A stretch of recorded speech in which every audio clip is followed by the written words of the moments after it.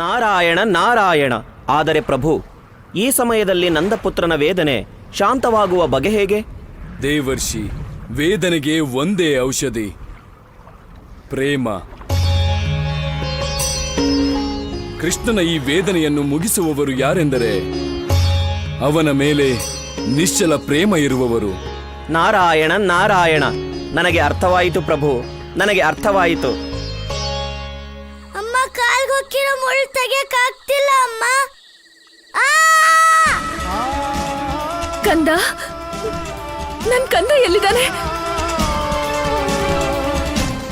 ಕಂದ, ಕಂದ, ನನ್ ಕಂದನಿಗೇನೋ ಅಪಾಯ ಆಗಿದೆ. ಕಂದ, ಕಂದ.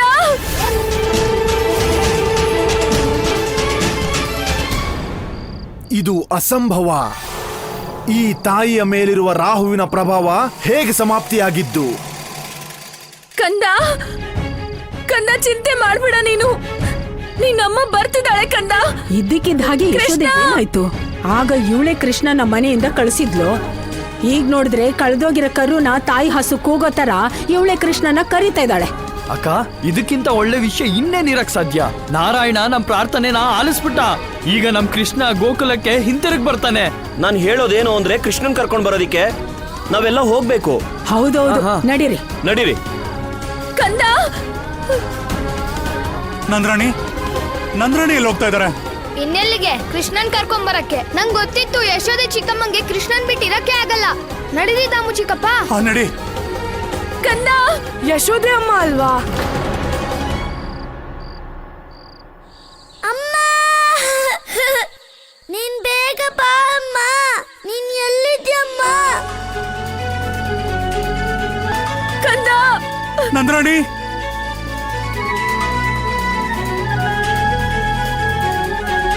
ಕಂದ, ಎಲ್ಲಿದ್ಯಾ ನೀನು? ಕೃಷ್ಣ, ಕೃಷ್ಣ, ಕಂದ, ಕೃಷ್ಣ, ಎಲ್ಲಿದ್ಯಾ ನೀನು? ಕೃಷ್ಣ, ಕೃಷ್ಣ, ಕೃಷ್ಣ, ಕೃಷ್ಣ, ಕೃಷ್ಣ, ಕೃಷ್ಣ, ಕೃಷ್ಣ, ಕೃಷ್ಣ, ಕೃಷ್ಣ, ಅಮ್ಮ, ನಾನು ಇಲ್ಲಿದ್ದೀನಿ ಅಮ್ಮ. ಕಂದ, ಕಂದ, ಕಂದ, ಕಂದ.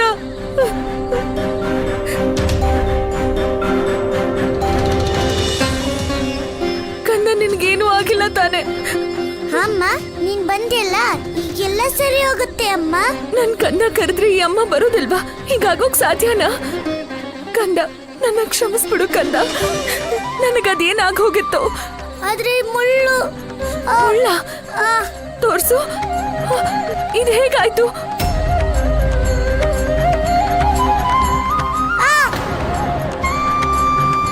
ಆಯ್ತು, ಈಗ್ಲೇ ಸರಿ ಹೋಗುತ್ತೆ.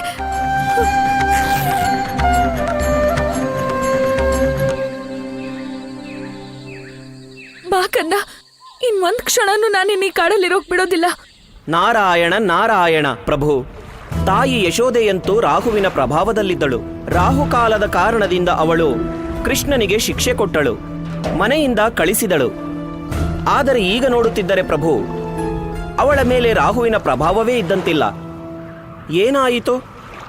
ಇದೆಲ್ಲ ಹೇಗೆ ಸಾಧ್ಯವಾಯಿತು ಪ್ರಭು? ದೇವರ್ಷಿ, ಯಾವುದೇ ನಕಾರಾತ್ಮಕ ಶಕ್ತಿ ಕರುಣೆ ಮತ್ತು ಪ್ರೇಮವನ್ನು ಎದುರಿಸಲಾರದು.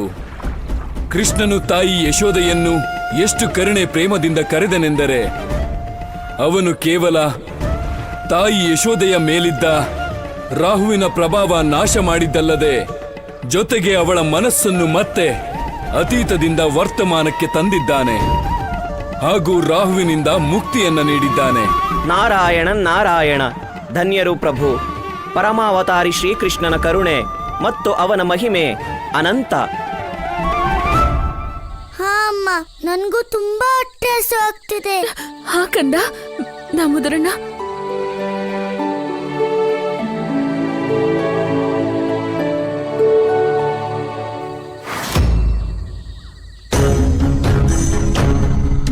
ಈ ಬಾಲಕ ರಾಹುವಿನ ಪ್ರಚಂಡ ಅಗ್ನಿಯಿಂದ ಅನಾಯಾಸವಾಗಿ ಪಾರಾಗಿದ್ದಾನೆ. ಒಂದು ಸಾಧಾರಣ ಮುಳ್ಳಿನಿಂದ ಇವನಿಗೆ ಇಷ್ಟೊಂದು ನೋವ. ಈ ಬಾಲಕ ಅಂತೂ ವಕ್ರಬುದ್ಧಿಯ ರಾಹುಗೆ ಸವಾಲಾಗಿದ್ದಾನೆ.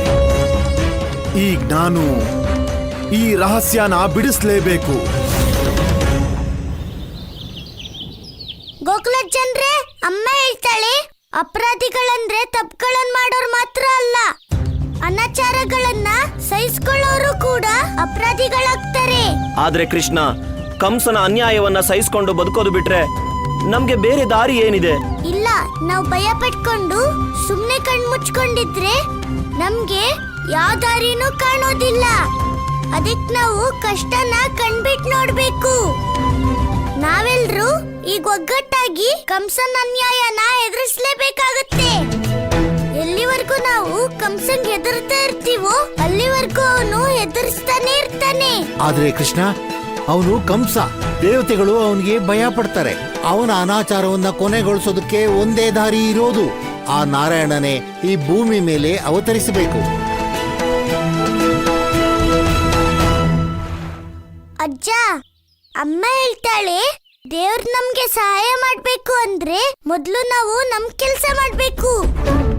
ಇಷ್ಟಕ್ಕೂ ನಾವು ಕಳ್ಕೊಳ್ಳೋದೇನಿದೆ? ಕಂಸನ್ನ ನಾವ್ ಎದುರಿಸೋಣ. ಅಮ್ಮ ಹೇಳ್ತಾಳೆ ನೇನಂಚಿದಂತಿ ಶಸ್ತ್ರಾಣಿ ನೇನಂ ದಹತಿ ಪಾವಕಂ ಅಂದ್ರೆ ಆತ್ಮನ ಯಾವ ಆಯುಧನೂ ಗಾಯ ಮಾಡಲ್ಲ, ಯಾವ ಬೆಂಕಿನೂ ಸುಡಲ್ಲ, ಮತ್ಯಾವ ಗಾಳಿನೂ ಮುಟ್ಟೋದಿಲ್ಲ. ಮತ್ಯಾಕ್ ಭಯ?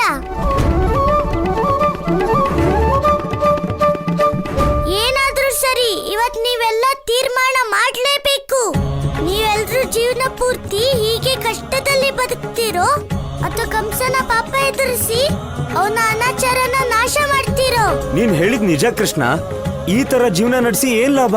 ನಾವು ಗೊಲ್ಲರಾಗಿದ್ದು ಕೂಡ ನಾವು ನಮ್ಮ ಮಕ್ಕಳಿಗೆ ಹಾಲು ಬೆಣ್ಣೆ ಕೊಡಕ್ ಆಗ್ಲಿಲ್ಲ ಅಂದ್ರೆ ಈ ತರ ಬದುಕೋದಕ್ಕಿಂತ ಸಾಯೋದೇ ಮೇಲು. ಏನಂತೀರಾ? ಕೃಷ್ಣ, ಅದೇನಾದ್ರೂ ಆಗ್ಲಿ, ಇವತ್ತಿಂದ ನಾವು ಕಂಸನಿಗೆ ಒಂದು ಹನಿ ಹಾಲನ್ನು ಕೊಡೋದಿಲ್ಲ, ಒಂಚೂರು ಬೆಣ್ಣೆನೂ ಕೊಡಲ್ಲ. ಏನ್ ಹೇಳ್ತೀರಾ?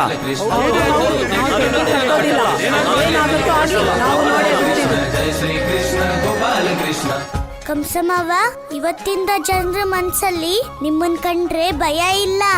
ಕಂಸಮಾವ, ಹಾಲು ಮೊಸರು ಇಲ್ದೆ ನಿಮ್ಮ ಅನಾಚಾರ ಎಷ್ಟು ದಿನ ನಡೆಯುತ್ತೆ ನೋಡ್ಬೇಕು.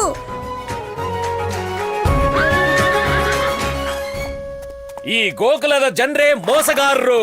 ಒಂದೊಂದ್ಸಲ ಬೆಣ್ಣೆ ಬಚ್ಚಿಟ್ರೆ ಇನ್ನೊಂದ್ಸಲ ಒಂದೇ ಮಡಕೆ ಹಾಲು ನೀಡ್ತಾರೆ, ಒಂದೊಂದ್ಸಲ ಬೆಪ್ಪರ್ ತರ ಸುಮ್ನೆ ನಿಲ್ತಾರೆ. ಆದ್ರೆ ಇದು ಕಂಸರ ನಿಯಮ. ತೆರಿಗೆ ಕೊಡದೆ ಇರೋರ್ ಮೇಲೆ ಯಾವ ದಯನೂ ಇರಲ್ಲ. ಆಳ್ವಿಕೆ ದಯೆ ತೋರಿಸಿ ಅಲ್ಲ, ಭಯ ತೋರಿಸಿ ಮಾಡ್ಲಾಗುತ್ತೆ. ಭಯದಿಂದ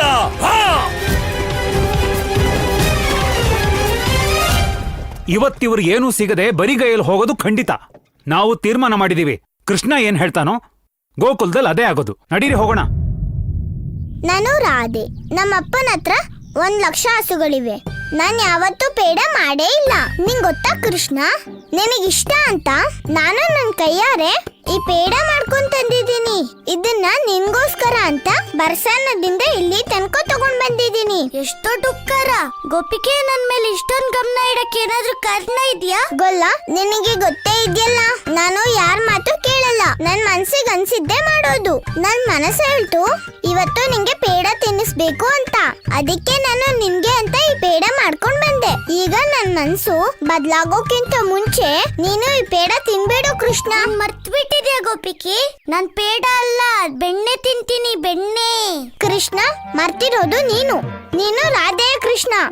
ಅದಕ್ಕೆ ನಾನು ಏನ್ ತರ್ತೀನೋ ನೀನ್ ಅದನ್ನೇ ತಿನ್ಬೇಕು. ನಾನ್ ಬೆಣ್ಣೆ ತಂದಾಗ ನೀನ್ ಅದನ್ನೇ ತಿಂದು ತೆಗ್ಬಹುದು. ಆದ್ರೆ ಈಗ ಈ ಪೇಡ ತಿನ್ನು. ಈ ಗೋಪಿಕೆ ನನ್ ತಲೆ ತಿನ್ನೋದಕ್ಕೂ ಮೊದ್ಲು ನಾನು ಈ ಪೇಡ ತಿನ್ಬಿಡ್ಬೇಕು. ಕೊಡು ಗೋಪಿಕೆ, ನೀನ್ ಮಾಡಿರೋ ಪೇಡ. ಸ್ವಲ್ಪ ಇರು, ನಾನು ನಿನ್ಗೇನೋ ಹೇಳ್ಬೇಕು. ನಿನ್ನ ಹೆಸರು ರಾಧೆ ಅಲ್ಲ, ಅದನ್ನ ಬಾಧೆ ಅಂತ ಇಡ್ಬೇಕಾಗಿತ್ತು. ನೀನೇನಾದ್ರೂ ಹೇಳ್ದಾಗಲ್ಲ? ಅಲ್ಲ, ನೀನೇನೋ ಹೇಳ್ತಾ ಇದ್ದೆ. ಹಾ, ನಾನ್ ಹೇಳ್ತಿದ್ದೆ. ನನ್ನಿಂದಾಗಿ ನೀನ್ ಎಷ್ಟು ಕಷ್ಟ ಪಡ್ಬೇಕಾಯ್ತು. ಯಶೋದೆ ಅತ್ತೆ ಬೈದ್ರು, ಹೊಡೆದ್ರು, ಮುಳ್ಚುಚ್ಚಿತು. ನನ್ಗೆ ಇದ್ರಿಂದ ಬೇಜಾರಾಗಿದೆ ಕೃಷ್ಣ. ಗೋಪಿಕೆ, ಈಗ ನೀನ್ ನನ್ನ ಹತ್ರ ಕ್ಷಮೆ ಕೇಳ್ತಾ ಇದೀಯಾ? ಹಾಗಾದ್ರೆ ನೀನ್ ಸರಿಯಾದ ಕೆಲ್ಸಾನೇ ಮಾಡ್ತಿದೀಯಾ? ಅಮ್ಮ ಹೇಳ್ತಾಳೆ ಕ್ಷಮೆ ಕೇಳೋದ್ರಿಂದ ಅಪರಾಧಿ ಭಾವನೆ ಕಡಿಮೆ ಆಗುತ್ತೆ. ಗೊಲ್ಲ, ನಾನ್ ಯಾವ ಅಪರಾಧನೂ ಮಾಡಿಲ್ಲ. ತಪ್ಪು ಮಾಡಿದ್ದು ನೀನು. ನೀನು ಬ್ರಜಮಂಡಲದ ಬೆಣ್ಣೆನ ಕದಿಬಾರ್ದಿತ್ತು. ನಾನ್ ನಿನಗೆ ಏನ್ ಹೇಳಕ್ ಪ್ರಯತ್ನ ಮಾಡ್ತಿದ್ದೆ ಅಂದ್ರೆ ನಿನಗೆ ಶಿಕ್ಷೆ ಆದಾಗ ನನಗೂ ನೋವು ಆಗತ್ತೆ ಅಂತ. ಗೋಪಿಕೆ, ನೀನ್ ಚಿಂತೆ ಮಾಡೋ ಅಗತ್ಯ ಏನಿಲ್ಲ. ನಿನ್ನಿಂದಾಗಿ ಗೋಕುಲ ಜನರು ಕಂಸ ಮಾವಂಗೆ ಹಾಲು ಬೆಣ್ಣೆ ಕೊಡೋದಿಲ್ಲ ಅಂತ ಒಪ್ಕೊಳ್ಳೋ ಹಾಗಾಯ್ತು. ಆದ್ರೆ ನಾನಂತೂ ಅವರಿಗೆ ಏನೂ ಹೇಳಿಲ್ಲ. ಅವತ್ ನೀನತ್ತಾನೆ ಗೋಕುಲ ಜನರಿಗೆ ನನ್ ಸತ್ಯ ಹೇಳಿದ್ದು. ಗೋಕುಲವಾಸಿಗಳೇ, ಬೆಣ್ಣೆ ಕಳ್ಳ ಬೇರೆ ಯಾರು ಅಲ್ಲ, ಬದ್ಲಿಗೆ ನಿಮ್ಮೆಲ್ಲರ ಪ್ರೀತಿಯ ಕೃಷ್ಣ. ಇವತ್ತೇನೇನಾಗ್ತಿದ್ಯೋ ಅದೆಲ್ಲ ಅವತ್ತಿನ ಘಟನೆಯಿಂದಾನೇ ಆಗ್ತಿರೋದು. ಅದಕ್ಕೆ ನೀನು ಎಲ್ರಿಗೂ ಸತ್ಯ ಹೇಳಿ ಯಾವ ತಪ್ಪು ಮಾಡಿಲ್ಲ. ಗೊಲ್ಲ, ನಾನು ರಾಧೆ, ನಂಗ್ ಗೊತ್ತು ನನ್ನಿಂದ ಯಾವತ್ತೂ ಯಾವ ತಪ್ಪು ಆಗೋದೇ ಇಲ್ಲ.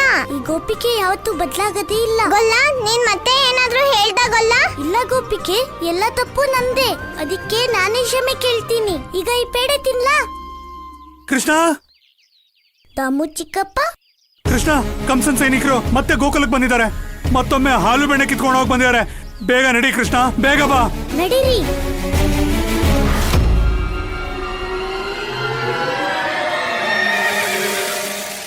ಇದೇನ್ ಹೀಗ್ ಕಣ್ಬಿಟ್ಕೊಂಡ್ ನಿಂತಿದ್ದೀರಲ್ಲ ಪಿಳಿ ಪಿಳಿ ಅಂತ? ಈಗೇನ್ ನಿಮ್ ಆರ್ತಿ ಎತ್ಲಾ? ಎಲ್ಲಿ ಬೆಣ್ಣೆ? ಭಗವಂತ ಕಂಸರ ತೆರಿಗೆ ತಗೊಂಡ್ ಬನ್ನಿ. ಇವ್ರು ಹೀಗೆಲ್ಲ ಮಾತ್ ಕೇಳಲ್ಲ ಅನ್ಸುತ್ತೆ. ಭಗವಂತ ಕಂಸರ ನಿಯಮವಿದು. ಯಾರಾದ್ರೂ ತೆರಿಗೆ ಕೊಡ್ಲಿಲ್ಲ ಅಂದ್ರೆ ಅವ್ರಿಗೆ ಜೀವಂತವಾಗಿರೋ ಅಧಿಕಾರ ಇಲ್ಲ.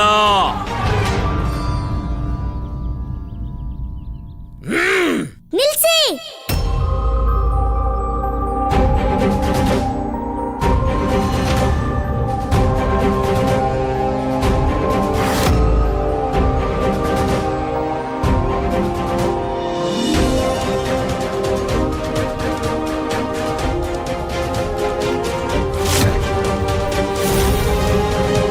ಅಲಂಬಾಸುರ, ಇದೇ ಗೋಕುಲದವ್ರು ಕೊಡೋ ಹಾಲು ಬೆಣ್ಣೆ ತಿಂತ್ಯಾ, ಮತ್ತ ಅದೇ ಗೋಕುಲದವ್ರ ಮೇಲೆ ಅತ್ಯಾಚಾರ ಮಾಡ್ತೀಯಾ? ಕೃಷ್ಣ, ನಿನಗೆ ಗೊತ್ತಾ ಈ ಅಲಂಬಾಸುರನ್ ಸ್ವಭಾವನೇ ಕೃತಜ್ಞತೆ. ಮೊದ್ಲು ಸ್ನೇಹ ನಾಟಕ ಮಾಡ್ತಾನೆ, ಆಮೇಲೆ ಅವನ್ ಸ್ನೇಹಿತರಿಗೆ ಮೋಸ ಮಾಡ್ತಾನೆ. ಬಲ ತುಂಬಿದ ಬಲರಾಮ. ಈಯಾ! ನಿನಗೆ ನನ್ ಮೇಲೆ ಸ್ವಲ್ಪ ಕೃತಜ್ಞತೆ ಇರಬೇಕು. ಯಾಕಂದ್ರೆ ನಾನ್ ನಿನಗೆ ಬರೀ ಮೋಸ ಮಾಡ್ದೆ, ನಿನ್ನ ಸಾಯಿಸ್ಲಿಲ್ಲ ನಾನು. ಅಲಂಬಾಸುರ, ನೀನೇ ನಿನ್ನೊಬ್ರು ಜೀವ ತೆಗೆಯೋದು. ಹೋಗು ಇಲ್ಲಿಂದ, ನಾನೇ ನಿನ್ನ ಜೀವ ದಾನ ಮಾಡ್ತೀನಿ. ಹೋಗು ಇಲ್ಲಿಂದ.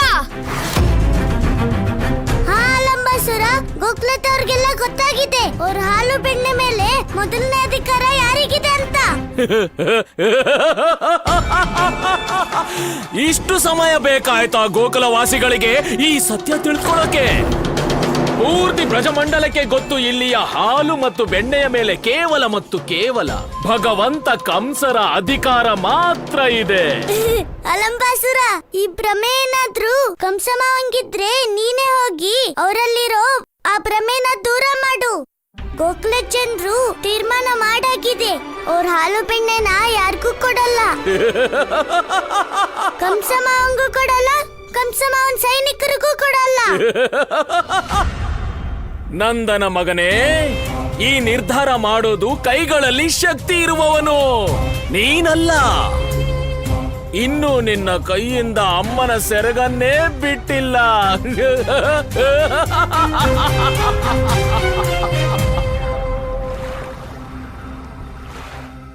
ನಾವು ಹಾಲು ಬೆಣ್ಣೆ ಕಿತ್ಕೊಳ್ಳೋದನ್ನ ಯಾರು ತಡೀತಾರೆ? ಈ ಗೋಕುಲವಾಸಿಗಳ. ಇವ್ರಿಗೆ ತಿನ್ನೋದಕ್ಕೆ ಅರ್ಧ ಮುಷ್ಟಿ ಅಕ್ಕಿನೂ ಸಿಗೋದಿಲ್ಲ. ಏನ್ ನೋಡ್ತಿದ್ದೀರಿ? ಹೋಗಿ ಇವ್ರ ಮನೆಗ್ ನುಗ್ಗಿ ತಗೊಂಡ್ ಬನ್ನಿ ಹಾಲಿನ ಒಂದೊಂದು ಹನಿ ಮತ್ತು ಬೆಣ್ಣೆಯ ಒಂದೊಂದು ಮುದ್ದೆನು. ಹೋಗಿ. ನಿಲ್ಲಿ ಸೈನಿಕರೇ, ನಿಮ್ ಸೇನಾಪತಿ ಹೇಳೋದನ್ನ ತಪ್ಪದೆ ಪಾಲಿಸೋದು ನಿಮ್ ಧರ್ಮ ಆಗಿರತ್ತೆ. ಆದ್ರೆ ಅಮ್ಮ ಹೇಳ್ತಾಳೆ, ನಮ್ ಕರ್ಮದ ಫಲನ ನಾವೇ ತಿನ್ಬೇಕಾಗತ್ತೆ.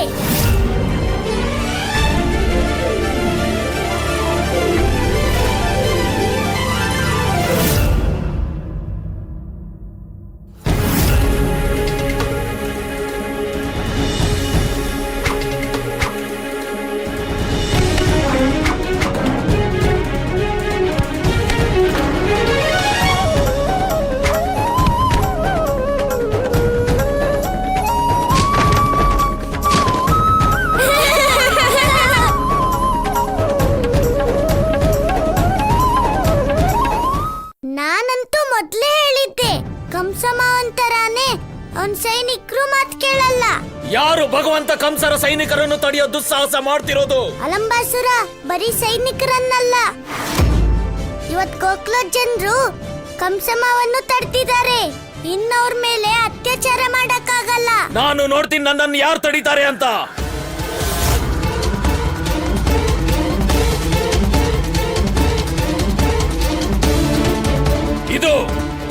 ಇದು ನಿಮ್ಮ ಹಾಲ್ ಅಲ್ಲ,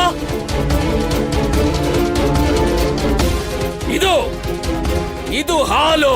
ಈಗ ಈ ಹಾಲ್ನ ನನ್ನ ಭಗವಂತ ಕಂಸರ ಹತ್ರ ತಗೊಂಡು ಹೋಗ್ತೀನಿ. ಯಾರು ತಡೀತಾರೋ ನೋಡ್ತೀನಿ. ಗೊಲ್ಲ, ಇವನಿಗೆ ಗೋಕುಲದ ಬೆಣ್ಣೆ ರುಚಿ ಏನು ಅಂತ ಗೊತ್ತಿಲ್ಲ ಅನ್ಸುತ್ತೆ. ತಗೋ, ಈಗ ಈ ಅಲಂಬಾಸುರನ್ಗೂ ಗೋಕುಲದ ಬೆಣ್ಣೆ ತಿನ್ನಿಸ್ಬಿಡು.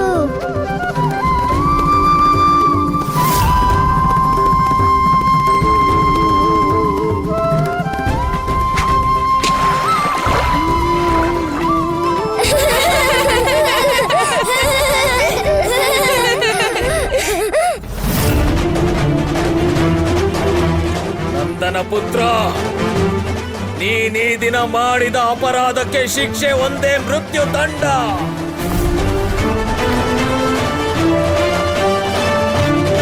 ಅಲಂಬಾಸುರ, ಮೊದ್ಲು ನಿನ್ ತಪ್ಪಿಗೆ ಶಿಕ್ಷೆ ಅನುಭವಿಸು. ನೀನ್ ನನ್ ಸ್ನೇಹ ಬೆಳೆಸಿ ನನಗ್ ದ್ರೋಹ ಮಾಡಿದಕ್ಕೆ. ಗೆಳೆಯ ಬಲರಾಮ, ಈಗ ನಾನಲ್ಲ, ನಿನ್ನ ಮುದ್ದು ತಮ್ಮ ಕೃಷ್ಣನನ್ನ ಈಗ ನಿನ್ನ ಕೈಯಾರೆ ನೀನೇ ಕೊಲ್ತೀಯ.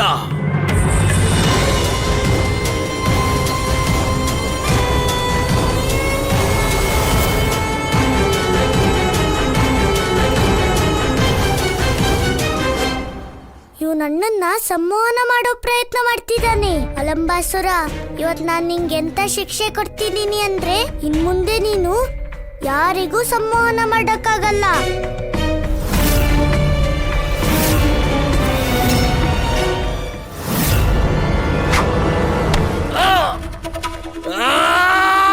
ನನ್ನ ಕಣ್ಣು, ನನ್ನ ಕಣ್ಣು, ಏನ್ ನೋಡ್ತಿದ್ದೀರಿ? ಮುಗಿಸ್ಬಿಡಿ ಇವ್ರನ್ನ, ಮುಗಿಸ್ಬಿಡಿ. ಅಯ್ಯೋ ನನ್ನ ಕಣ್ಣು.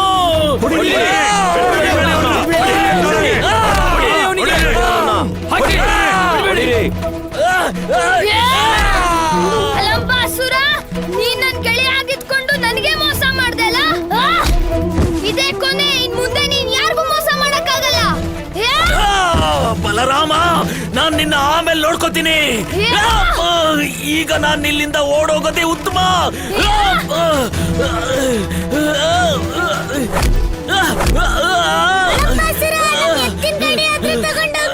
ನಿನ್ಗೆ ಮಥುರೆಗೆ ಹೋಗಕ್ಕಾದ್ರೂ ಸಹಾಯ ಆಗುತ್ತೆ. ನಾರಾಯಣ ನಾರಾಯಣ ಪ್ರಭು, ಹೀಗಾಗಿದ್ದು ಇದೇ ಪ್ರಥಮ ಬಾರಿ.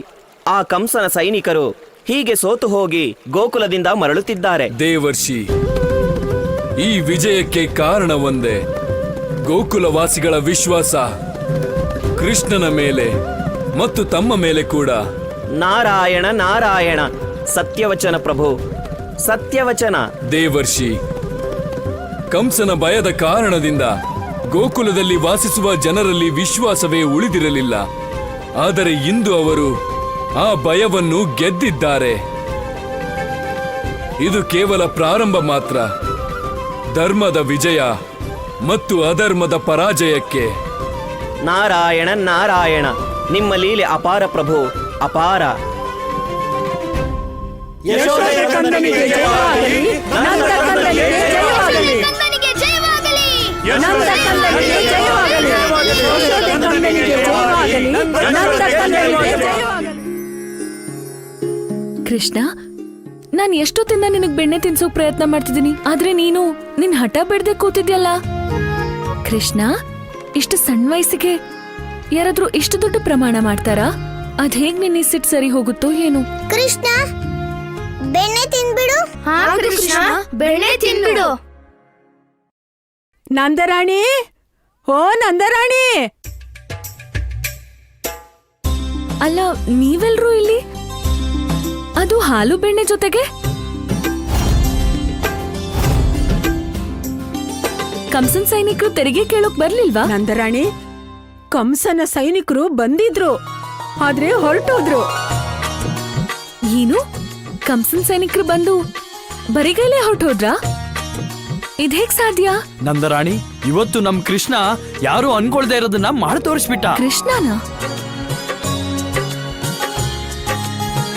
ಕಂದ, ಮತ್ತೆ ನೀನೇನು ತುಂಟತನ ಮಾಡಿಲ್ಲ ತಾನೆ? ತುಂಟತನ ಅಲ್ಲ ನಂದ್ರಾಣಿ, ಪಾಠ. ನಮ್ ಕೃಷ್ಣ ಕಂಸನ್ ಸೈನಿಕರಿಗೆ ಹೇಗ್ ಪಾಠ ಕಲ್ಸಿದಾನೆ ಅಂತಂದ್ರೆ ಅವ್ರು ಜೀವನ ಪೂರ್ತಿ ಮರೆಯಲ್ಲ. ನಮ್ ಕೃಷ್ಣ ಅದ್ಭುತ. ಕೃಷ್ಣ, ನೀನ್ ಇಷ್ಟು ದೊಡ್ಡ ಕೆಲಸ ಮಾಡಿದ್ಯಾ? ವರ್ಷಗಳಿಂದ ನಡೀತಿರೋ ಕಂಸನ್ ಅನ್ಯಾಯನ ನೀನು ಒಂದೇ ಕ್ಷಣಕ್ಕೆ ನಿಲ್ಸಿದ್ಯಾ? ಇಲ್ಲ ಅಮ್ಮ, ನಾನೇನು ಮಾಡ್ಲಿಲ್ಲ. ಎಲ್ಲ ಮಾಡಿದ್ದು ರಾಧೇನೆ. ರಾಧೇನೆ ನನ್ಗೆ ಕವಣೆ ಕೊಟ್ಟಿದ್ದು. ನಾನಿದ್ರಲ್ಲಿ ಹೊಡ್ತಿದ್ದು ಅಷ್ಟೇ. ನಂದರಾಡಿ, ನಾವು ನಮ್ಮ ರಕ್ಷಕನನ್ನ ಎಷ್ಟೋ ವರ್ಷದಿಂದ ಹುಡುಕ್ತಿದ್ವಿ, ಆದ್ರೆ ಇವತ್ ನಮಗ್ ಗೊತ್ತಾಗಿದೆ ಕೃಷ್ಣನೇ ನಮ್ಮ ರಕ್ಷಕ ಅಂತ. ಹಾ ನಂದರಾಣಿ, ಕೃಷ್ಣನೇ ನಮ್ಮ ರಕ್ಷಕ. ರಕ್ಷಕ. ನಾರಾಯಣ ನಾರಾಯಣ ಪ್ರಭು. ಇಂದು ಗೋಕುಲವಾಸಿಗಳು ಕೃಷ್ಣನನ್ನು ತಮ್ಮ ರಕ್ಷಕನಾಗಿ ಸ್ವೀಕರಿಸಿದ್ದಾರೆ. ಆದರೆ ಅವರಿಗೆ ತಿಳಿದಿಲ್ಲ, ಪರಮಾವತಾರಿ ಶ್ರೀಕೃಷ್ಣ ಕೇವಲ ಗೋಕುಲಕ್ಕಲ್ಲ, ಬದಲಿಗೆ ಸಂಪೂರ್ಣ ಜಗತ್ತಿಗೇ ರಕ್ಷಕ. ಇದೆಲ್ಲ ನೀವು ಕೃಷ್ಣನ್ ಮೇಲಿಟ್ಟಿರೋ ಪ್ರೀತಿ. ಹಾಗೆ ಕೃಷ್ಣ ನಿಮ್ಮ ರಕ್ಷಕ ಅಲ್ಲ, ಇವನು ನಿಮ್ಮ ಪುತ್ರ, ನನ್ನ ಮುದ್ದು ಕಂದ. ಕೃಷ್ಣ ಮಾಡಿದಾದ್ರೂ ಏನು, ಬರೀ ಕವಣೆಯಿಂದ ಕಲ್ಲೊಡ್ತಿದ್ದ ಅಷ್ಟೇ. ಅದು ನಾನ್ ಕೊಟ್ಟಿದ್ದು. ಮತ್ತೆ ಬೇರೆ ಏನೆಲ್ಲ ಆಯ್ತೋ ಅದನ್ನೆಲ್ಲ ನೀವೇ ಮಾಡಿದ್ದು ಅಲ್ವಾ ಕೃಷ್ಣ? ಗೋಪಿಕೆ, ಇವತ್ ನೀನು ಸರಿಯಾದ ಮಾತು ಹೇಳಿದ್ಯಾ.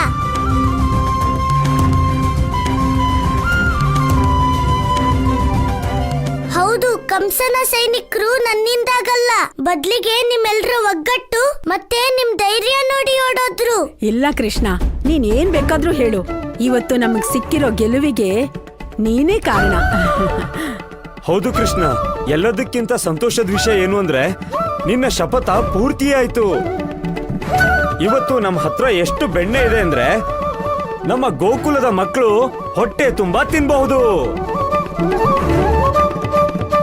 ನಂದ್ರಾಣಿ, ನಮ್ಮ ಕೃಷ್ಣನ ಶಪಥ ಪೂರ್ತಿಯಾಗಿದೆ. ಇನ್ ನೀವ್ ಎಷ್ಟು ಬೇಕೋ ಅಷ್ಟು ಬೆಣ್ಣೆನ್ ತಿನ್ಸ್ಬೋದು ಕೃಷ್ಣನ್ಗೆ. ಸತ್ಯ ಹೇಳಿದ್ರಿ ನೀವು.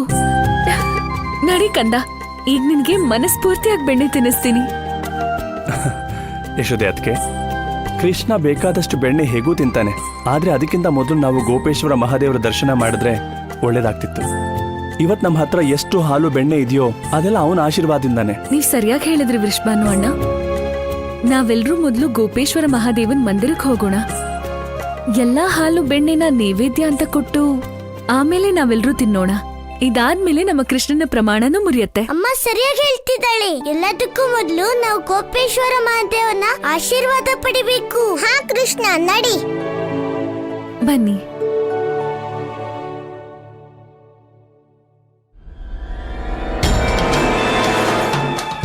ಗೋಕುಲವಾಸಿಗಳೇ, ನೀವು ಎಷ್ಟು ಸಂಭ್ರಮ ಆಚರಿಸಬೇಕೋ ಆಚರಿಸಿ. ಏಕೆಂದ್ರೆ ರಾಹು ಈಗ ನೀವ್ಯಾರು ಊಹೆ ಮಾಡದಿರೋ ಅಷ್ಟು ಅತಿ ದೊಡ್ಡ ಸಂಕಷ್ಟನ ರಾಹು ತರ್ತಿದ್ದಾನೆ.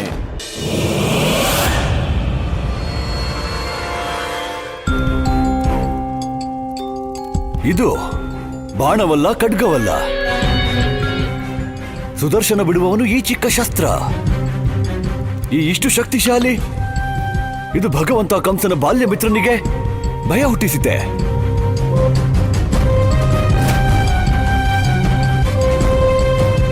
ನೀನು ನೋಡಿದ್ದೆಯಾ ಈ ಹೊಸ ಶಕ್ತಿಶಾಲಿ ಶಸ್ತ್ರವನ್ನು? ನೀನು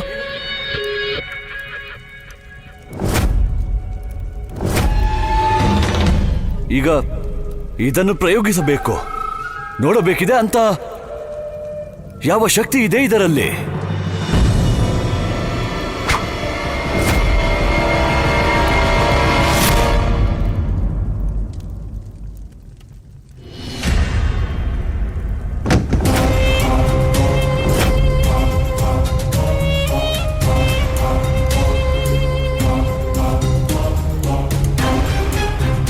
ನೀನು ಇಷ್ಟು ದುರ್ಬಲನಾದೆಯಾ? ಈ ಚಿಕ್ಕ ಶಸ್ತ್ರವನ್ನು ಎದುರಿಸಲಾಗಲಿಲ್ಲ.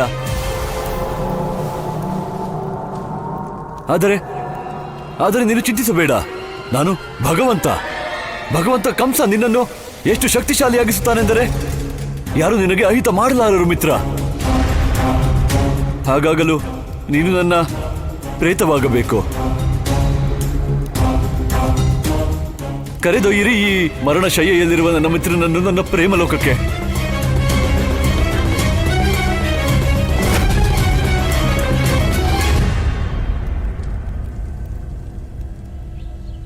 ಯಶೋದೆಯತ್ಗೆ ಸಮಯ ಎಷ್ಟು ಬೇಗ ಓಡ್ತಿದೆ. ಒಂದ್ ಕಾಲದಲ್ಲಿ ಕಂಸನಿಂದ ತಪ್ಪಿಸ್ಕೊಳ್ಳೋದಕ್ಕೆ ನಾವು ನವಜಾತ ಶಿಶುಗಳನ್ನ ಗೋಪೇಶ್ವರ ಮಂದಿರದಲ್ಲಿ ಅಡಗಿಸಿಡ್ತಾ ಇದ್ವಿ. ಆದ್ರೆ ಇವತ್ತು ಅದೇ ಮಕ್ಕಳು ಕಂಸನ ಅನಾಚಾರದಿಂದ ನಮ್ಮನ್ನ ದೂರ ಮಾಡಿದ್ದಾರೆ. ಕೇಳಿಸ್ಕೊಂಡ್ಯಾ ಗೋಪಿಗೆ? ನಮ್ ಗೋಪೇಶ್ವರ ಮಹಾದೇವನಿಂದಾಗೆ ನಿನ್ ಜೀವದ ರಕ್ಷಣೆ ಆಗೋಕ್ ಸಾಧ್ಯ. ಗೊಲ್ಲ, ಗೋಪೇಶ್ವರ ಮಹಾದೇವ ನಿನಗ್ ಮಾತ್ರ ದೇವ್ರ? ಅವನು ನಿನಗೆ ಆರಾಧ್ಯ ದೈವನೋ? ನಮ್ಗೂ ಹಾಗೇನೆ.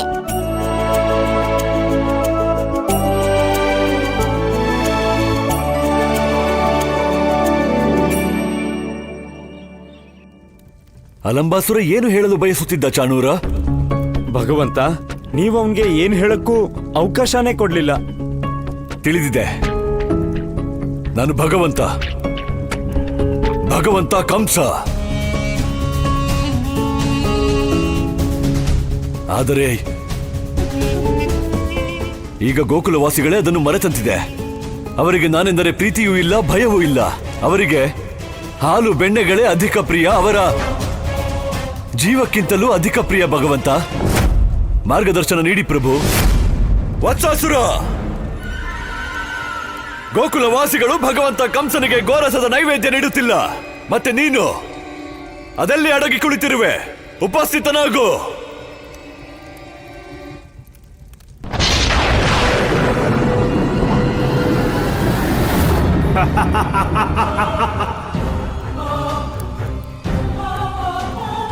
ಆದೇಶ ಕೊಡಿ ಭಗವಂತ. ಆ ಉದ್ಧಟ ಗೋಕುಲವಾಸಿಗಳಿಗೆ ಯಾವ ಶಿಕ್ಷೆ ನೀಡಬೇಕು? ಮೃತ್ಯುದಂಡ.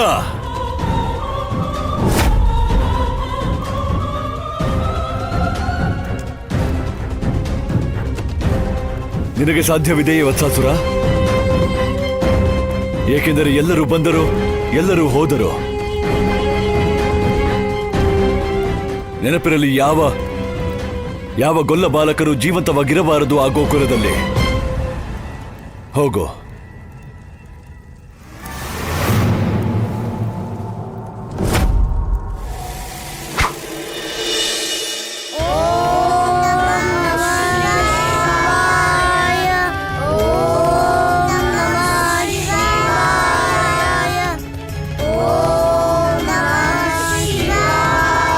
ಕೃಷ್ಣ, ರಾಧೆ, ಎಲ್ಲ ಗೊಲ್ಲರಿಗೆ ಅವರ ಅಧಿಕಾರ ನಿಮ್ಮಿಂದ ಸಿಕ್ಕಿದೆ.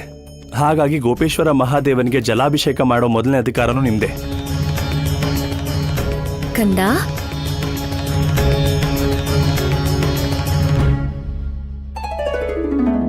ಅರ್ಧನಾರೀಶ್ವರ ನೆನುತಲಿ ಜಗವು ಮಳಿದಿದೆ ನಿನಗೆ ಹೇ ಜೀವನದಾತ. ಕಾಲ ಕಾಲನು ನೀ ಮಹಾಕಾಲ, ನೀನೇ ಎಲ್ಲರ ಭಾಗ್ಯ ವಿಧಾತ. ಢಮ ಢಮ ಢಮ ಢಮ ಢಮರು ನಿನಾದವ ಗೈಯುತ ಕೃಪೆಯ ಮಳೆಗರೆದವನೇ. ಮಂಗಲಾರತಿಯ ಗೈದೆವು ಶಿವನೇ, ಮಂಗಲಾರತಿಯ ಗೈದೆ. ಕರಾಲಂ ಮಹಾಕಾಲ ಕಾಲಂ ಕೃಪಾಲಂ ಗುಣಾಕಾರ ಸಂಸಾರ ಪಾರಂ ನತೋಹಂ. ದೇವಿ, ಇದು ಅತ್ಯಂತ ಶುಭ ದಿನ. ಇಂದು ನನಗೆ ನನ್ನ ಆರಾಧ್ಯ ಮಹಾದೇವನನ್ನು ಆರಾಧಿಸುವ ಅವಕಾಶ ದೊರೆತಿದೆ. ಕೃಷ್ಣಾವತಾರದಲ್ಲಿ ಈ ಅವಕಾಶ ನನಗೆ ಮೊದಲ ಬಾರಿ ದೊರೆತದ್ದು ನನ್ನ ಜನ್ಮದ ಸಮಯದಲ್ಲಿ. ಪಾಪಿ ಕಂಸನ ಸೈನಿಕರು ನವಜಾತ ಶಿಶುಗಳನ್ನು ಹುಡುಕುತ್ತಾ ಈ ಮಂದಿರಕ್ಕೆ ಅವರು ಬಂದಾಗ, ದೇವಿ, ಆಗ ಮಹಾದೇವನೇ ನಮಗೆ ರಕ್ಷಣೆ ನೀಡಿದ್ದು.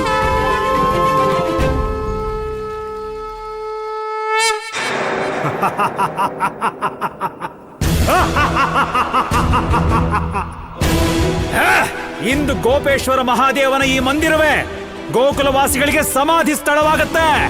ಇವತ್ತಿ ಗುಹೆಯಿಂದ ಯಾರು ಜೀವಂತವಾಗಿ ಹೋಗೋದಿಲ್ಲ.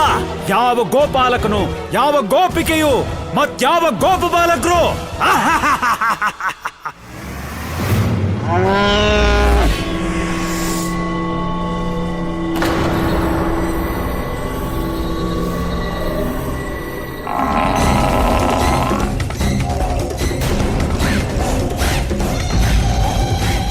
ಇಡೀ ಬ್ರಜಮಂಡಲದಲ್ಲಿ ಇಂಥ ಎತ್ತನ ನೋಡೇ ಇಲ್ಲ. ಇದು ಖಂಡಿತ ಯಾವ್ದೋ ರಾಕ್ಷಸನೇ.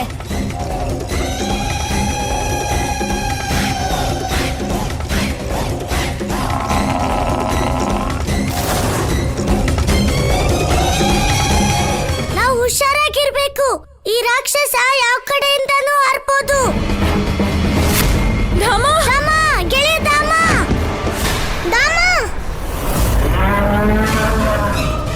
ಬೇಗ ಹೊರಟಿ. ನಾವ್ ಈ ಜಾಗದಿಂದ ಬೇಗ ಹೋಗ್ಬೇಕು. ಹೋಗಿ ಅಜ್ಜಿ.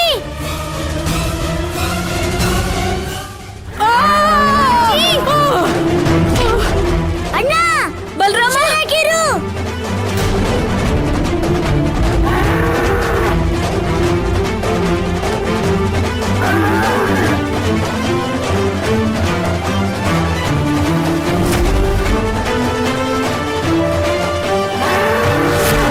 ಕೃಷ್ಣ, ಎಲ್ಲಾರನ್ನೂ ಕರ್ಕೊಂಡು ನೀನು ಇಲ್ಲಿಂದ ಹೊರಗೆ ಹೋಗು.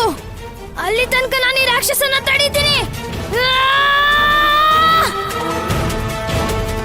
ಎಲ್ರೂ ಬನ್ನಿ.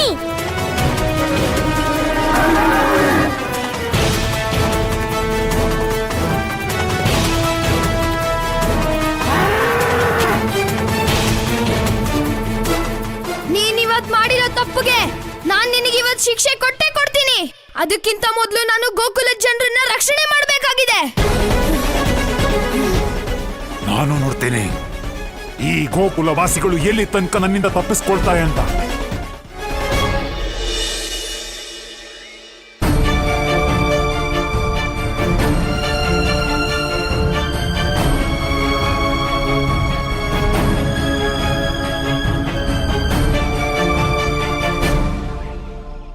ಅಮ್ಮ ಹೇಳ್ತಾಳೆ, ಕ್ರಿಯೆಗೆ ತಕ್ಕ ಪ್ರತಿಕ್ರಿಯೆ ಇದ್ದೇ ಇರುತ್ತೆ. ಇವತ್ತಾಗಿದ್ದೆಲ್ಲ ಕಂಸನ ಪ್ರತಿಕ್ರಿಯೆ ಆಗಿತ್ತು. ನಾವು ಕಂಸನಿಗೆ ಹಾಲು ಬೆಣ್ಣೆ ಕೊಡದೆ ಅವನಿಗೆ ದೊಡ್ಡ ಸವಾಲ್ ಹಾಕಿದೀವಿ. ಅದಕ್ಕೆ ಇನ್ ಮುಂದೆ ಪ್ರತಿಕ್ಷಣ ಎಚ್ಚರವಾಗಿರ್ಬೇಕು. ಕೃಷ್ಣ, ನಾವೇನಾದ್ರೂ ಕಂಸನಿಗೆ ಸವಾಲ್ ಹಾಕಿ ತಪ್ಪು ಮಾಡಿಬಿಟ್ವಾ? ಇಲ್ಲ, ನನ್ಗೆ ನಿಮ್ ಭಯ ಅರ್ಥ ಆಗುತ್ತೆ. ಆದ್ರೆ ಮರಿಬೇಡಿ, ಕಂಸನಿಗೂ ಒಳಗೊಳಗೆ ಭಯ ಆಗಿದೆ. ಅದಕ್ಕೆ ಅವನು ರಾಕ್ಷಸನ್ನ ಕಳ್ಸಿದಾನೆ. ಇಂಥ ಹೊತ್ತಲ್ಲಿ ನಾವು ನಮ್ ಸಾಹಸದ ಪರಿಚಯ ಮಾಡ್ಕೊಡ್ಬೇಕು.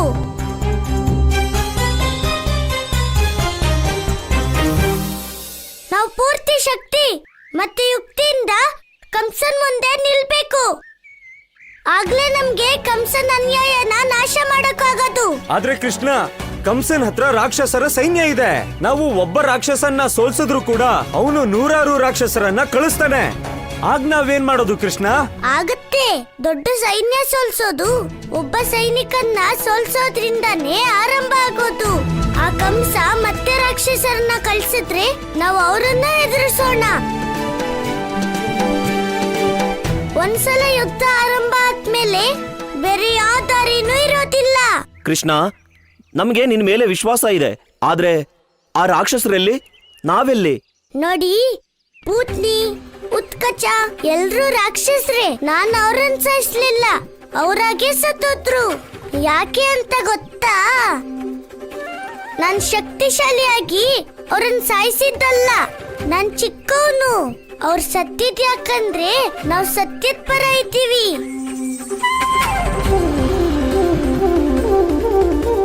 ಯಾಕಂದ್ರೆ ನಮ್ಮತ್ರ ಧರ್ಮದ ಶಕ್ತಿ ಇದೆ. ನಾವು ಧರ್ಮದ ಜೊತೆ ಇದ್ರೆ ಅದೇ ಧರ್ಮ ನಮ್ಮನ್ನ ರಕ್ಷಣೆ ಮಾಡುತ್ತೆ. ಅಮ್ಮ ಹೇಳ್ತಾಳೆ, ಧರ್ಮೋ ರಕ್ಷತಿ ರಕ್ಷಿತಃ.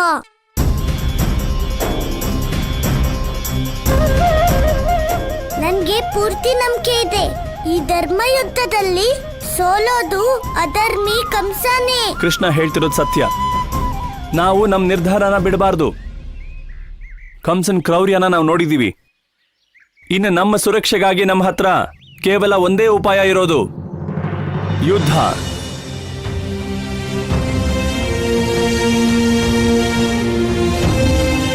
ಹೋರಾಡೋಣ, ಗೆಲ್ಲೋಣ.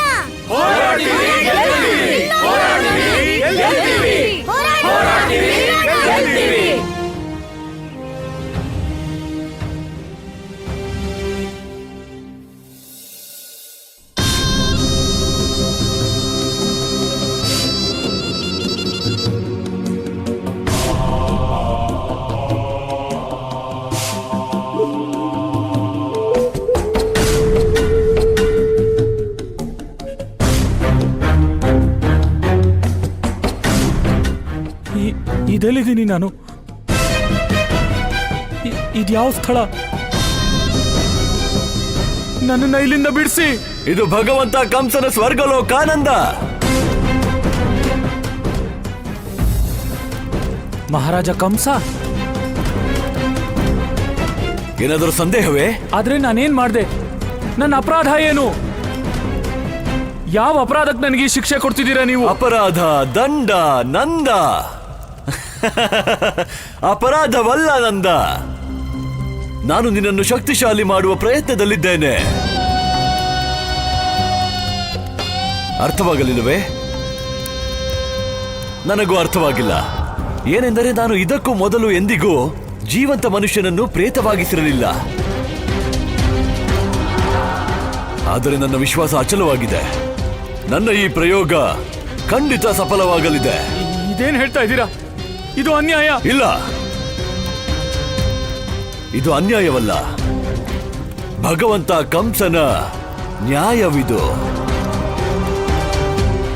ಗೋಕುಲವಾಸಿಗಳಿಗೆ ನೀನು ದೇವತಾ ಸಮಾನ. ಆದರೆ ಅವರನ್ನು ರಕ್ಷಿಸುವಷ್ಟು ನೀನು ಶಕ್ತಿವಂತನಲ್ಲ. ಅದಕ್ಕಾಗಿ ನಾನು ನಿನ್ನನ್ನು ಶಕ್ತಿಶಾಲಿಯಾಗಿಸುತ್ತೇನೆ. ಅದಕ್ಕೆ ನೀನು ಪ್ರೇತವಾಗಬೇಕು. ಮಹಾರಾಜ ಕಂಸ, ನನ್ನ ಪತ್ನಿ, ನನ್ನ ಮಗ, ಗೋಕುಲದ ಜನರಿಗೆಲ್ಲ ಚಿಂತೆ ಆಗ್ತಿರುತ್ತೆ. ನನ್ನನ್ನ ಹೋಗಕ್ ಬಿಡಿ. ನೀನು ಬಯಸುತ್ತಿರುವುದು ನಿನ್ನನ್ನು ಗೋಕುಲ? ಇಲ್ಲ ಇಲ್ಲ ಇಲ್ಲ ನಂದ, ನೀನಾಗಲೇ ಅಲ್ಲಿ ಇರುವೆಯಲ್ಲ. ಈಗ ಮತ್ತೆ ಕಳಿಸಿದರೆ ನಿನ್ನ ಪತ್ನಿ, ನಿನ್ನ ಬಾಲಕ, ಗೋಕುಲವಾಸಿಗಳಿಗೆ ಗೊಂದಲವಾಗುತ್ತದೆ. ನೀವೇನ್ ಹೇಳ್ತಾ ಇದ್ದೀರಾ? ಇದೇ ಸಮಸ್ಯೆಯಾಗಿದೆ. ಭಗವಂತ ಕಂಸನ ಮೇಲೆ ಜನರಿಗೆ ವಿಶ್ವಾಸವೇ ಇಲ್ಲ. ನಾನು ಭಗವಂತ.